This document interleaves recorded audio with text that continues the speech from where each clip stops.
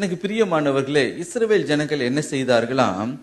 அவர்கள் தங்களை திருப்தியாக்குகிற தேவனை அவர்கள் புறக்கணித்து சிற்றின்பங்கள் பின்பதாக அவர்கள் சென்றார்கள். மதுபானம் என்று சென்று அதை எங்களை திருப்தியாக்கும் என்று அவைகளுக்கு பின்பதாக அவர்கள் சென்றார்கள்.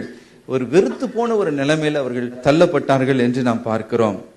அப்படி பின்வாங்கி போன இந்த இஸ்ரவேலர்களை தான் கர்த்தர் பார்த்து சொல்லுகிறார், நீங்கள் அப்பமில்லாததுக்கு பணத்தை நீங்கள் செலவழிக்கிறீர்கள், திருப்திப்படுத்தாத காரியங்களுக்கு போய் உங்களுடைய பிரயாசத்தை எல்லாம் நீங்கள் செலவழிக்கிறீர்கள். அப்ப அப்பமே கிடையாது. அப்பம் எதை குறிக்கிறது என்றால், நம்முடைய ஆவிக்குரிய போஜனத்தை, திருப்தியை கொடுக்கக்கூடியதுதான் இந்த அப்பம். கர்த்தர் சொல்லுகிறார், ஜீவ அப்பம் நானே, என்னிடத்தில் வருகிறவன் ஒரு நாளும் பசியடையான். அல்லேலூயா.